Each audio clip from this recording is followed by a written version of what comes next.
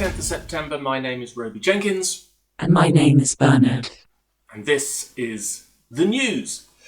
Let's start with some great news that contrasts heavily with recent cases of companies closing or being folded up by their owners. Impudent Mortal is back.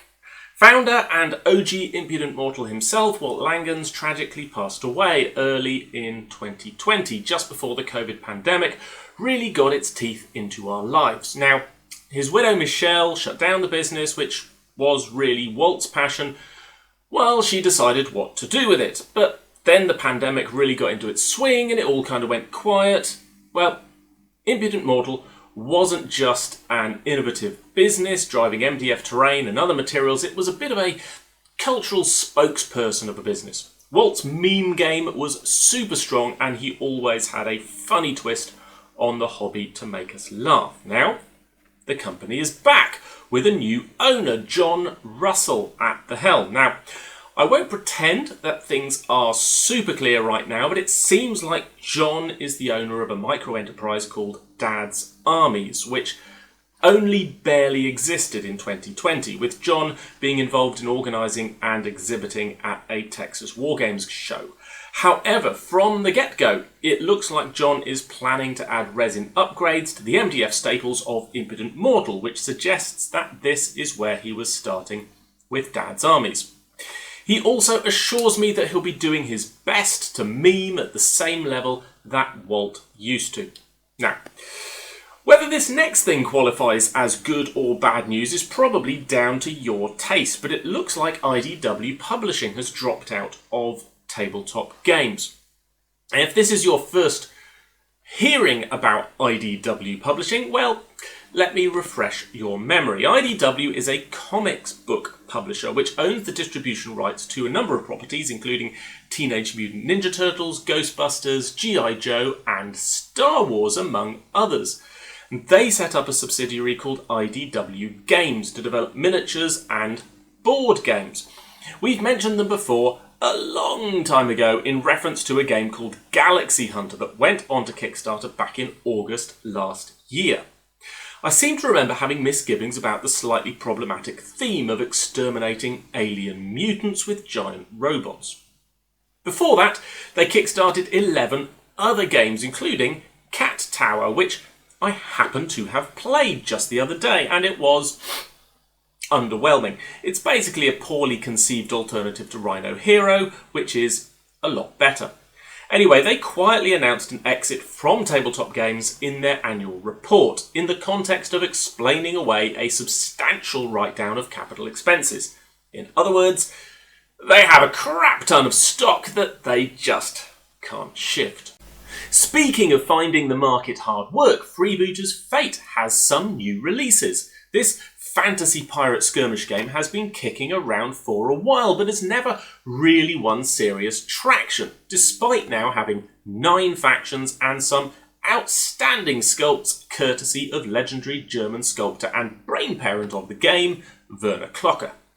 New characters for the Goblin Pirates and Imperial factions isn't likely to light a fire, but it does remind us that this game and its company are still kicking around. Finally, I would love to hear listeners' opinion of a new product on Kickstarter called the D Ultimate, which combines a D4, a D8, D6, a D10, a D12 and a D20 into a single polyhedral design. It's not really news, I just think it's an unspeakable mess, but I'd be interested to know what you guys think.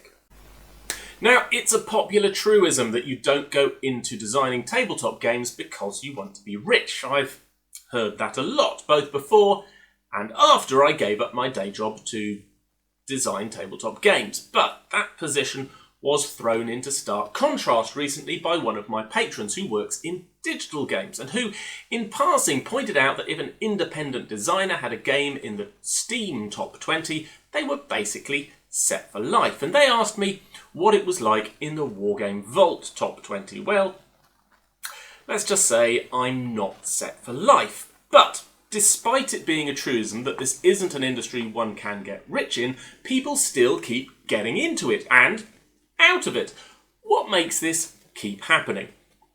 Well, welcome, John Russell, to the industry. I don't know how much experience you had before you took on Impudent Mortal, but you were clearly already getting started, and I wish you the best of luck. In some ways, I think John's in one of the most interesting and perhaps least precarious fields of miniatures wargaming, that of mostly making laser-cut MDF terrain, with some standalone models and now adding resin customization packs to the range. Laser-cut MDF kind of appeared from nowhere, led by MicroArt Studio, when Infinity the game really started kicking off, and it quickly expanded to being the terrain medium of choice for individuals and clubs all over the world.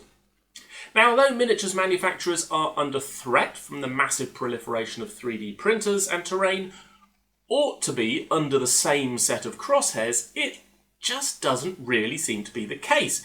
There's something about the clean lines of laser-cut MDF terrain that lets it compete toe-to-toe with the printed alternatives. For one thing, printed terrain takes a while and uses a lot of material. Even so, it's still a lot cheaper. The go-to option for terrain tends to be FDM rather than SLA, which is quicker but less well suited to a high detail finish. MDF, meanwhile, sees your high detail finish and laughs in your face. It's just MDF, but that, I think, is part of its charm. It can do large slabs of mostly featureless space much better, quicker and more consistently than printing. And even though some home laser cutting is a thing that's available, it doesn't really seem to have taken off among hobbyists the same way that 3D printers have. And this is just a gut feeling, but it's always seemed to me that the blocky finish of even the most sophisticated laser-cut MDF terrain works precisely because it stands in strong contrast to the more organic, complex look of our miniatures. Aesthetically, we can appreciate a table filled with terrain that serves to emphasise and promote how nice our miniatures look, while still being good-looking, practical and immersive in its own right. But it is curious that Games Workshop has otherwise stayed well away from this market. Partly, I think it's a question of volume. To meet the kind of demand that their terrain products enjoy, GW would have to have laser printers working at pretty insane levels. But I think there's also a problem with quality. Because of how laser cutting machines work, the cost of higher quality and greater detail is a longer time needed to cut each sheet. Whereas when you're casting plastic sprues, it takes pretty much the same length of time to cast a sprue regardless of how complex the sprue is. Plastic in, plastic out. So you can increase the detail and complexity of a kit without diminishing the ability of the machines to meet output targets. Laser cutting, meanwhile, is always going to be a relatively slow process, making it one ideally suited to the micro enterprise. I should also mention another laser cutting operation, by the way. Iliada Game Studios is back in operations after its owner-operator Ali had to take a long break to undergo chemotherapy. He is recovering well and already sharing new designs for 28mm fantasy and historical canal and dock themed terrain that would, incidentally, be just perfect for Carnival from TT Combat. But just as John Russell moves in, so IDW moves out, and this is of intense interest to me. Board games are exploding right now, mostly driven by the possibilities offered by Kickstarter, but also by the rapidly dropping costs of high-quality prototypes. We've already talked more than once about the investment by venture capitalists in Steam-forged games, for good or ill, and we went over the irresistible rise of Asmodee Games just a couple of weeks ago. So, why did IDW get in, and why did they get out? The first one is the easier question to answer, I suspect. When a company owns a license for a bankable intellectual property, there are a lot of reasons to make the most out of that license. The first is simply money. The more you leverage a license, generally, the more money you make. The licensing for Star Wars has made LucasArts and now Disney vastly more money since 1977 than ticket sales ever did or even could. So if you've got a license to, say, G.I. Joe that allows you to make board games, branded lunchboxes or keyrings, then generally you should do that thing. Branding a common item generally adds value of at least 100%. The $3 keyring with a valuable brand on it becomes worth $6 at no extra cost to manufacture. But tabletop games are a somewhat different prospect. Sure, you can just slap a brand on a pre-existing game. Warhammer 40,000 Monopoly, I'm looking at you. But if you want to develop an entirely new game, it's not just a product you could casually stick branding on and walk away. The player experience of the game is going to reflect back on the brand and vice versa. The reason Asmodee has been so successful is that they buy up the rights to distribute games that are already popular. This is why their entry into miniature war games with Star Wars Legion is so interesting. Even though the original game was developed by FFG, it was done only after Asmodee bought FFG, making it an in-house development. And now Asmodee has taken it away from FFG entirely, banking their own reputation on sustaining its success so far. In-house game development without the safety buffer of FFG or Mayfair Games or whoever to insulate them from the consequences of failure is a new thing for Asmodee, and as I've said before, they're not used to operating under those rules. It'll be interesting to see how it turns out for them. And meanwhile, SFG took the money but continue to operate under their own steam as a development house. The Foresight Group might have pushed a couple of their own yes men into the strategic leadership of SFG, but the job of actually developing new products remains firmly in the hands of people who know what they're doing. Now, I don't mean to suggest, I hasten to add, that IDW Games was populated by people who didn't know what they were doing, but they clearly weren't an independent subsidiary, as evidenced by the casual way in which the parent company has made the IDW Games staff redundant when the numbers weren't seen to be good enough. The lesson here is that an intellectual property alone can't shift a game. Ari's Games learned this with Battlestar Galactica. Even Games Workshop has learned this lesson, as shown in their dramatic improvement in marketing strategy and community engagement over the last few years. Disney, of course, are the past masters in this game, so it's no surprise that their miniatures game license has ended up in the hands of Asmodee, who have the chops to handle it, even if it is a new market for them. Compare and contrast with Warner Group, whose DC and Harry Potter miniatures game licenses have gone to Knight models. Now, whatever you might think about Knight and their recent performance, there's no arguing that, well, they are not Asmodee. And so, to Freebooter's fate. I have no idea how well this game might be performing in its native Germany. I can only assume that the answer is better than it is in the UK, because I don't think I've ever seen or heard of it playing here outside of a demo game at a convention.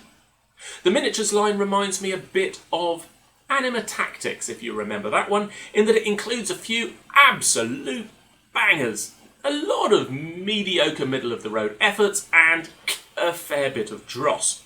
If you want to visit the Freebooter's Fate website, you'll have to know a little German, even on the English language version of the page, because it's only about half translated. Still, check out the Brotherhood faction for most of the bangers, in my opinion. Now, I've not played the game. It looks a little too fussy for my tastes, to be honest, but I have heard good things about it still. It's in print, and they're releasing new minis. Werner is still sculpting freelance for other people, mostly Reaper, which I assume keeps the lights on while he tinkers on Freebooter's Fate in his free time. Now, he can get away with this precisely because the game is entirely his own creation. The miniatures, game rules, art, and intellectual property are all his own. If he has income from other work coming in, then the pressure to drive Fate to success isn't urgent. There are no corporate masters threatening to take his job away, and if I could ask John Russell why he decided to get into business and buy Impudent Mortal, I wouldn't be at all surprised if he told me the same thing. A couple of weeks ago I talked about how I felt like I needed to take a new, longer look at my strategy. It wasn't enough to keep doing what I was doing because that wasn't getting me where I wanted to go. I needed to be more ambitious and, frankly, to be prepared to take on more pressure if I was going to make this work. I'm happy to say that I got some really useful insight and suggestions from patrons and other followers. One, Ashley, reminded me of the SMART acronym. Now, I'm sure you've heard about this before, but SMART is an acronym for setting goals which varies slightly depending on who you ask, but I've always taught SMART as being specific, measurable, achievable, relevant, and time-bound. It's a great tool for goal setting. You articulate a specific goal, as specific as you can make it. You make sure it's a goal that can be accurately and fairly measured, and you keep it within achievable limits, while still being a challenge. You make it relevant to the work that you're doing, and perhaps most importantly, you set a time, after which you will judge whether or not the goal has been achieved, and if not, why not, and what you're going to do about it. Now, SMART is a terrific tool for setting workplace goals for subordinates or teams. It's a little less good for setting them for yourself, although it's still useful. And I think even though I spent the best part of a decade teaching SMART and how to apply it to managers in various organisations, I had forgotten to apply it to myself. So, thank you, Ashley, for the prompt. Meanwhile, Thomas Rawlings of Auroch Digital pointed me towards a strategic tool called Red Ocean, Blue Ocean. Now, as a direct application, I suspect that this is a tool more useful for venture capitalists with a surplus of cash and a dearth of imagination. But as a way of forcing one to analyse the obstacles a business is facing in a new way, I found it very useful.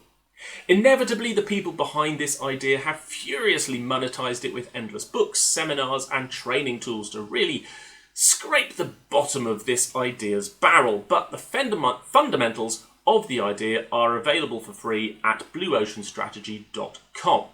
Essentially, the metaphor is one of sharks. Sharks in a red ocean are furiously competing with one another to fight over access to the bloody meat they already know is there. Whereas sharks in a blue ocean have to hunt down their own meat, but once they've done so, they have free rein to go at that meat, until, of course, the ocean turns red and all the other sharks turn up. The implied conclusion of the idea is that a blue ocean is necessarily better because it represents the opportunity for a business to exploit a new market uncontested.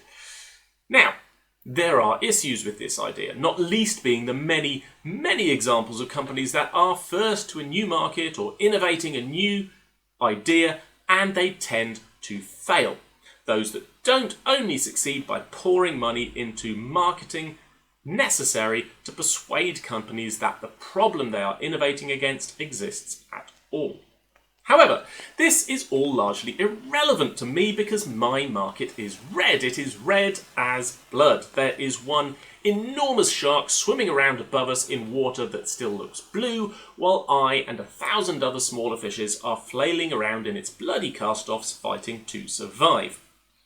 So by the terms of Blue Ocean Strategy, what I should do is stop doing what I'm doing and do something else. And I need to be straight with you guys. This is always an option on the table. I could shut down the Patreon, turn off the podcast, mothball my designs, put my suit and tie back on. I could admit defeat. Or I could take a look at the other steps in the Red Ocean strategy and consider them as a viable way forwards. Beat the competition, exploit the existing demand, make the value-cost trade-off, and make a strategic choice of differentiation or low cost. By the way, I have no idea what the value-cost trade-off is, but the others I'm cool with. Feel free to enlighten me in the comments. Now, those of you with some insight into this blue versus red strategy might now be shouting at your device, "No, Roby, you haven't understood the blue water strategy." Bernard, would you like to do the honours? No, Roby, you haven't understood the blue water strategy. To which I say, but I have. ShockedPikachu.gif. Part of my challenge here has been to perceive my publishing enterprise as my core business, when it kind of isn't. Right now, of course, it makes almost all of my meagre income, with a small addition from Patreon. I make nothing at all from this podcast and nothing from my YouTube channel, except courtesy of my patrons. But if there is blue water anywhere in what I do, it's here. Sure, there are other more successful media channels like Uncle Atom and Ash Barker, but whilst they review games and talk about the culture of wargaming, there's really no one else tackling the process. No one else, as far as I can tell, is really talking about how our particular sausage is made. So I'm not giving up yet.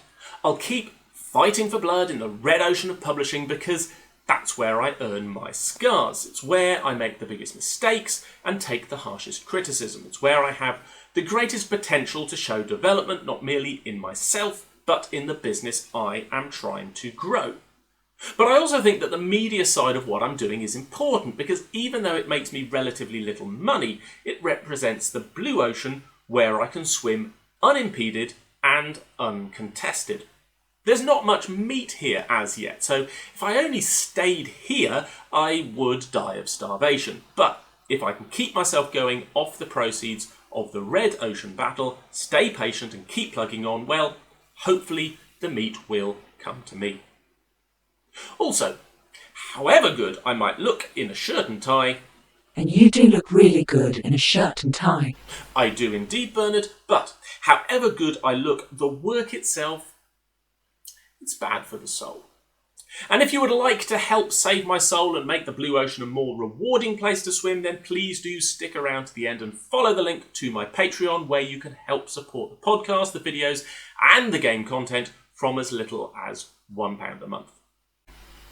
So back to design next week. If you subscribe to my YouTube channel, And if you don't, I will hunt you down and eat your Wi-Fi.